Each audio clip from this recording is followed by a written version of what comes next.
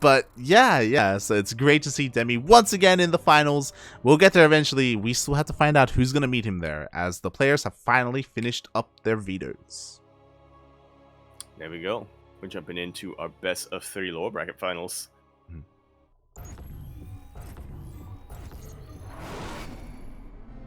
As we kick off this lower bracket finals on Glittering Ashes LE in the bottom top right-hand corner of the map, starting all the way in the top right-hand corner. We, of course, have our blue Zerg player coming out from the land of Hong Kong. He is going to be maintaining his status as the best player from Hong Kong, but maybe not his status as a GPO finalist, consecutive finalist, I should say.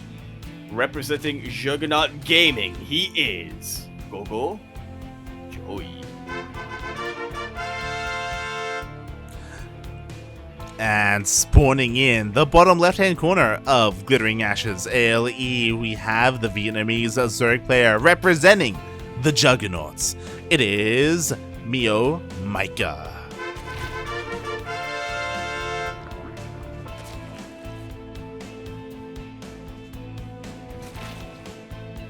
Doing MeomaikA things with his first once again. Yeah, there we go. Is a pool first opening, a 15 pool from the side of MeomaikA. But this is just, as you said, this is just what he does in this matchup. It is just for safety. I say for safety, also for faster queens. Yeah. Which are generally considered a safety unit until they start chasing down your overlords. Yeah, it's just, again, MeomaikA's style of doing things. It's really cool the way he does utilize his queens early on in the game. It's something that no one else really does. And the ones who do try it, they're basically emulating MeomaikA, as, again, he does dominate the NA ladder with it. Yeah. Which is a difficult thing to do, emulating MeomaikA. Not only, mostly because you just have to try to get into his head, which few players have been able to do. Very few.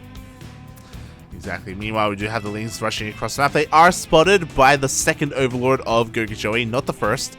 So a bit of a later scout, but regardless, it is scouted nonetheless by GogojOey. He's got Lings on the way. He already pulls away his drones, doesn't want to lose any needlessly. Oh. But he will unfortunately lose a Ling somewhat unnecessarily. MeomaikA is going straight for the mineral line, not wasting any time by the natural base. Yeah, exactly. MeomaikA does get two of the Lings, but he does end up losing one of his own and will lose a second here. So with the arrival of these queens, GogojOey will protect and defend his bases. And MeomaikA gets some scouting done, which is better than nothing, but yeah, definitely not as much as what he wanted to accomplish with his Lings. Yeah, exactly. And behind this, MeomaikA going for a very fast lair. Incredibly fast. Oh, you have Ling speed. This is pre-Ling speed lair. Yeah. He's skipped Ling speed to go into a very fast lair like this. I mean, we are on Glittering Ashes, a very large map, so I wouldn't be surprised if he wants to go straight into a Spire from here. But he has to be careful because, mate, we have a massive wave of Lings on the way from GogojOey. Yeah, if he invested the Spire, it may cost him too much time. It may cost him his life, his tournament run. Yeah, he's trying to wall off as best he can, as fast as he can. Thankfully, the wall is indeed a wall, so these Lings, even though they're coming across the map, they honestly shouldn't be able to find too much damage. Well, we will see. We will see. Well, not quite a wall yet, but now it is going to be a completely full wall. Yeah, exactly. So the Lings, they show up, he confirms that there is a wall, he confirms the gas at the natural, and now he is aware of a couple of things here. It doesn't know that it's going to be 2-base Muta. To be fair, it could be, I don't know, 2-base Nidus or something. Yeah. So GogojOey doesn't have all the information. He's going to have to keep these Lings outside their base for long enough. Containing MeomaikA on 2 bases for this long is a massive advantage, though. Not only is he getting the economic advantage with his own 3rd base, but it's also a way for him to keep his eyes on what MeomaikA is up to at any point. When MeomaikA makes a single move, GogojOey's there to spot it. Yeah, that he is. Meanwhile, GogojOey, he's going for his own lair much later compared to his opponent. And yeah, I'm a little bit surprised that GogojOey hasn't, I don't know, like sacrificed an overlord to dive in. He doesn't know what to spire. Otherwise, these overlords honestly would be coming back home. So again, he's still in the dark, and the mutas are about to pop out, or they're on the way, I should say. Indeed, they are. Roaches are coming up for GogojOey. Yeah, they're coming out. They're going to be waddling across the map, I guess. Unfortunately, there's no Nidus, so the queens and spores won't be able to support this. Yeah. We'll see what he can get done. Yeah, I think best case scenario, he forces MeomaikA to stay at home with his mutalist while he gets defenses up back home. But GogojOey does scout the mutas. Yeah, that he does. It's not worth it to go across the map yet. Yeah, he's turning back around. There are a bunch of overlords. Unfortunately, they're out on the map, so they're going to be going down for three overlords. Jesus Christ. So GogojOey is going to have a hard time avoiding the supply block, and now those spores are finishing up. Honestly, pretty impressive. MeomaikA splitting up his mutalist like this. Yeah. No. But I'm not impressed with the fact that he hasn't killed. He didn't finish a job. Okay, there we go. He turns around. But that's only 2 overlords. There was the 3rd overlord here as well. So it looked like MeomaikA maybe like all army move commanded for a moment, but there we go. Does come back. Yeah, it is unfortunately pretty common for MeomaikA. We've seen maybe a couple of more. We've seen multiple fights that unfortunately didn't quite go his way because of some miscontrol with the all army. But now he's able to clean that up. Oh, great kill here for GogojOey. Once again, keeping MeomaikA on 2 bases while he finishes saturating up his own 3rd base. He's already got the spore crawls there. There's not a whole lot for him to worry about. Yeah, exactly. That was brutal. MeomaikA desperately needed a 3rd base, especially because he was the one who should have had map control. But as we can see, that was not the case. The Lings finally get cleaned up, but again, these Lings, they more than paid for themselves. And GogojOey is taking up and going into either Infestors or Vipers. Why not both? Que no los dos, mate. Por favor. Yeah, exactly. Meanwhile, the mutas are trying to deal some damage, but again, GogojOey is nicely situated on 3 bases. He's got his spores. The infestation bit's going to finish up. I imagine we're going to be seeing those infestors. And yeah, MeomaikA behind this. I like this. He double expands. Yeah, he knows that he needs to do everything he can to catch back up. And forcing all these static defense structures out from GogojOey is also just another way of making sure that MeomaikA closes the gap, or narrows the gap bit by bit, eventually going to cross it. Potentially get over it once he's able to saturate that 4th base location. Yeah, that's like the big thing that I'm worried about, is that it's going to take a long time for GogojOey to eventually get a 4th base up and running. Like, trying to break out and take a 4th here, it's going to be so difficult. But as we can see, he's not going for infestors. He wants to go for a Hydra, Lurker, Viper. Are you sure he...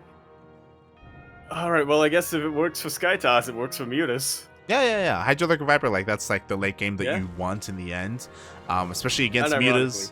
Yeah. The Lurkers, they help against Banelings, which I imagine MeomaikA is going to be working towards. They also help against Ultras, which is the other tech path that MeomaikA could be working towards, especially with all these melee upgrades. So yeah, we're going to see how these 2 different late game army compositions work against each other in ZvZ. Yeah, that we shall. GogojOey still needs a little bit of time to get there though, as MeomaikA, I don't know, he's still trying to find some openings, and honestly there's still a lot that he can do. This is a problem mutalist out for him. Yeah, exactly. Like, again, like, GogojOey basically has to wait for Vipers before he gets a 4th base. Like, he just can't get it up and running. It's just not going to happen here. Like, the creep gets cleaned up as well. Like, we need creep so we can try and push some spores over. Finally, the Vipers have started. Yeah, slowly but surely, they're going to be sucking up as much youth juice as possible. One good Parabomb, that's sometimes all you really need. Yeah, like even if we see a good split from MeomaikA, just forcing the mutas to react into forcing the micro as well, it all adds up in the end. Meanwhile, speaking of micro, yo, one of the queens gets picked off, and the mutas just barely escape.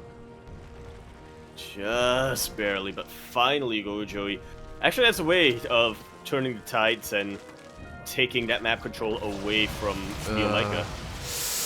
It's gonna be close, but can he cancel? Up! Ace gets cancelled just at the last second. It's still a pretty massive delay, all things considered, but at least GogojOey isn't down 300 minerals unnecessarily. Yeah, exactly. Meanwhile, MeomaikA double expanding again. Well, you have the map control, you might as well make use of it. Yeah, he's getting a 6th base as GogojOey is getting a 4th. But interesting decision. MeomaikA is actually not going for ultras. He's actually going for broodlords. Okay. Well, that's one way of dealing with hydras and lurkers. Yeah. Not bad, not bad at all. Fighting a lot of damage here. Geez, taking out 2 queens immediately. Yeah, GogojOey is getting picked apart a little bit, but again, like MeomaikA has to be active with these mutas as long as he can because he wants to switch eventually into those broodlords and corruptors. Mutas don't scale the best into the late game scenario here unless you go mass muta, but even then, like as you said, a couple of barrel bombs is all you need. Really is. The Vipers are getting close. The Vipers are getting close. There's that parabomb. 2 of them actually, but a pretty decent split from MeomaikA. Should lose too many of his mutas. Yeah, exactly, as the mutas actually do end up surviving. But again, the power bombs are basically forcing these mutas to be zoned away. They cannot fight once the power bombs are on them. So yeah, GogojOey able to buy a little bit of time, and now GogojOey is maxed out. Like so. And not with the best army. Parabomb here, Joey. Another fantastic parabomb. Oh, Even God. if MeomaikA splits, enough of the mutas get weakened enough that the hydras can take them out. I said even if he splits. He didn't split, mate. Yeah, 17 mutas just died. Oh my god, brutal, mate. But it did buy, like, it did free up some supply for these broodlords. I'm just waiting for the yoink sauce.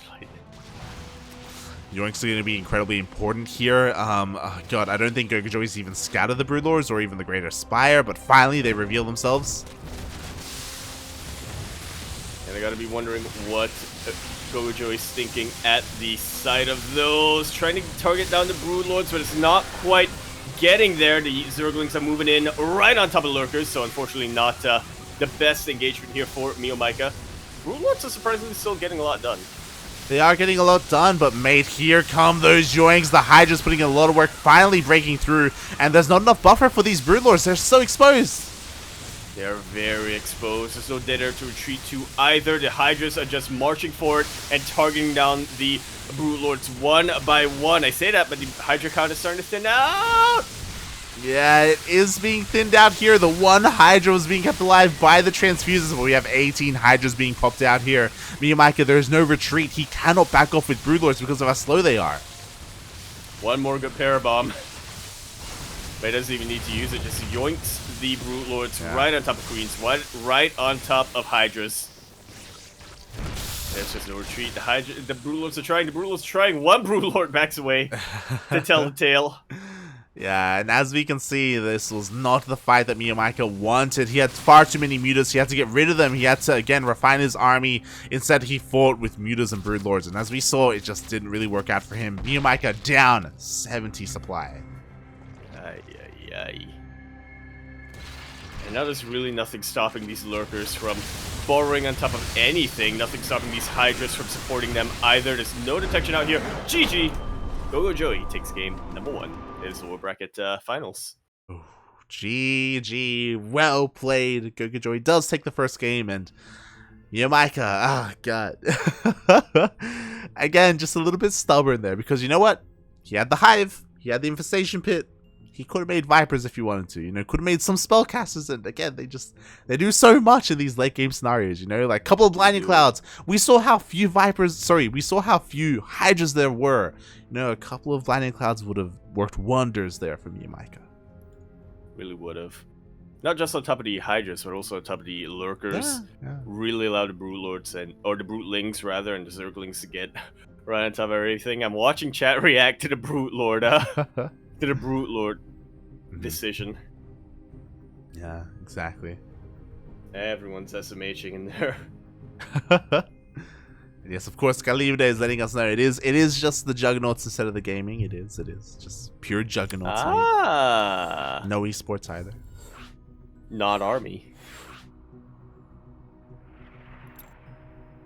As it's interchangeable in that regard.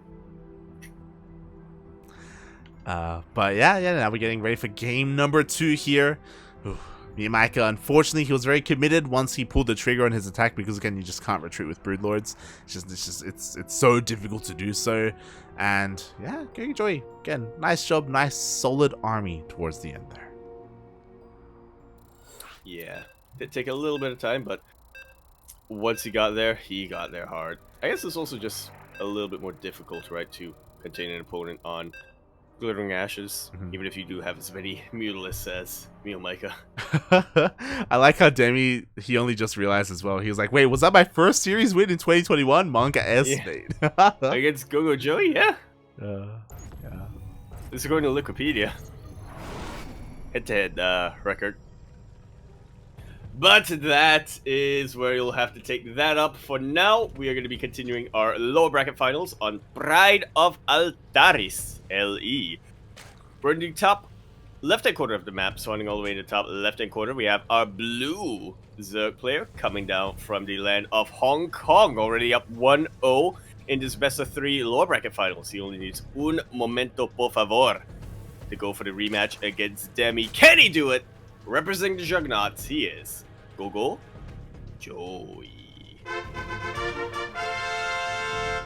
And spawning in the bottom right-hand corner of Pride of Altaris LE, we have the Vietnamese Zerg player. He is red, representing the Juggernauts. It is MeomaikA.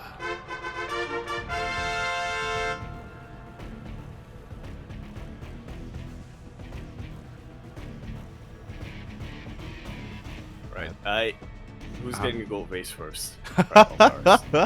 Let's go. Who gets the gold base first? It's gotta be Mio, right? Maybe? Usually, have we casted Mio on Pride of Altaris? I feel like we have at some point. I just don't remember the details of it. Yeah, I don't recall either.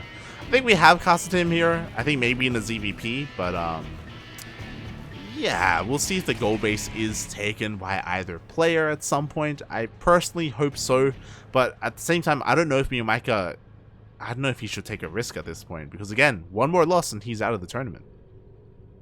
That's true, before the finals! For the finals, mate. How often does that happen? Not often at all. Not often, mate. Not often. Happened maybe once in the past 6 months. That's the year, mate. So, like, typically... maybe twice in the past year, but yeah. Yeah, typically if MeomaikA signs up, like, he makes it to the finals. Like, it's just a thing. Yeah, so... kind of gonna be insane if that doesn't happen here. Oh boy, as we are slowly getting into game number 2. So far, nothing too crazy. Have seen some pretty standard openers from both of our players. We're just joining up, and we'll see how things go once it's time to take a third base. Indeed, we shall. Come on, drone! Okay, let's go for the vertical third. As is the drone of MeomaikA. Okay. Shaking my head, people. Shaking my head. As the third base is taken, from both players, GogojOey does immediately have eyes on it. Does confirm. Okay. Vote is on the way. Will heave a little bit of a sigh of relief as he gets his own up and running, safety bailing us from GogojOey. Whereas MeomaikA delaying the tech a little bit longer. Yeah, that he is. Meanwhile, again, MeomaikA doing MeomaikA things, trying to chase down the Overlord as best he can. Meanwhile, MeomaikA does lose his own and does force a pretty brutal supply block. Quite a massive one. Come on, he just wants to get this one Overlord! One more hit! What? Oh my god! Oh, MeomaikA's hunting for it, by the way. Hey, Joey gets away with his Overlord. No supply block for you, says Joey. Exactly. MeomaikA, I guess we can skill. Yeah, and now MeomaikA's in a really rough place because you know what? Bailey Nest is done for GogojOey. He's sending Lings across the map here. MeomaikA skipped his own safety Bailey Nest, and now there's no way he holds on to this third. Yeah. Or even worse, if GogojOey smells blood in the water, if he goes straight for the natural base, Yeah.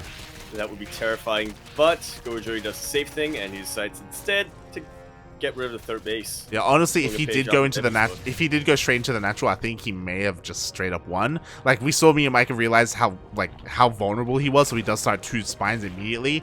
Third base does go down, but now enough time has passed where maybe MeomaikA can hold on.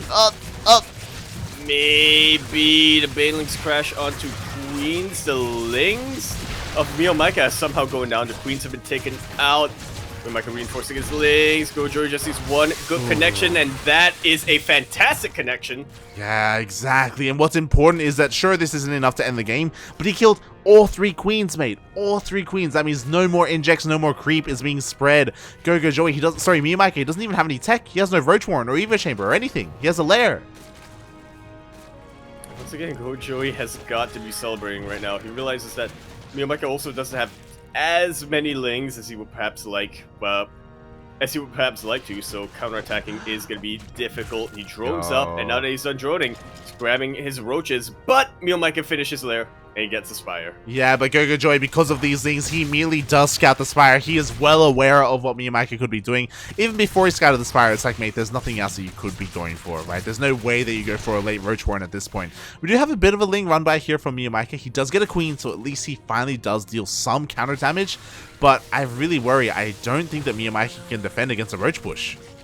Not at all, mate, which is why GogojOey's pulling the trigger immediately. He sees that Spire, and he knows it's going to take a long time before you have any defenses up. Yeah. I'm just going to end the game, mate.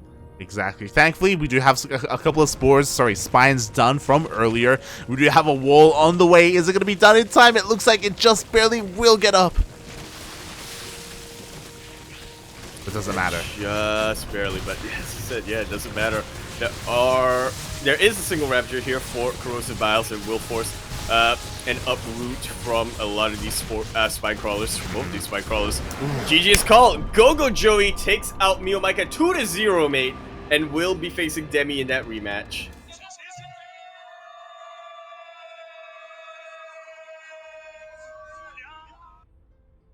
That was honestly not a close game 2 at all. Game 1, at certain points, at certain points, I think it did look a bit more GogojOey favored, a bit more MeomaikA favored, but game number 2, the decisiveness from GogojOey, I mean, mate, it's out of this world. It's the risk you take when you skip your Bailey Nest like that, you know? Like, it's... It really is. Ling Floods can be so much more dangerous. That's why typically if you skip a Bailey Nest, you just, like, wall off and you go straight into Roaches on 2 bases, or you just focus on your wall instead. But yeah, MeomaikA was just a little bit too greedy there, going for that 3rd base. His Lings got cleaned up in the middle of the map. Things snowballed very quickly in favor of GogojOey. And just like that, as you said, he moves on to the Grand Finals. It's going to be a rematch against Demi. This is honestly a finals we haven't had in a long time, hasn't it? Zeph is going to be really disappointed. F's in the chat for Zeph, as yeah, it's been quite some time since we had a Demi versus GogojOey Grand Finals. What's important, I think you already mentioned it, Demi will have a 1-point advantage here. We'll see if that is what helps him edge out the victory. Again, it would be really nice to see Demi come back in the Grand Platypus Open and just win another one after about 12-ish months, 11 months, give or take, since his last championship. Although, of course, before that, we will be going for a quick 5-minute break. Enjoy the duct tapes, everyone. Take this time to stretch your roaches, hydrate all of your hydras. Plenty of agüita. Yeah, as again, our condolences to MeomaikA here for getting knocked out of the tournament. It's something that doesn't happen too often, but yeah, we knew that it was going to be a hard time for MeomaikA, especially after getting knocked down in the first round. MeomaikA again getting kind of punished for his cockiness a little bit at the beginning of the tournament, but of course, I'm sure Calibre isn't too upset because he still has one of his boys here in this tournament. So don't fret. Regardless, it is still going to be a ZvZ Grand Finals. And yeah, as Yaku said, get plenty of water, get plenty of rest, because in 5 minutes, we'll be back with the Grand Finals. We'll see you then.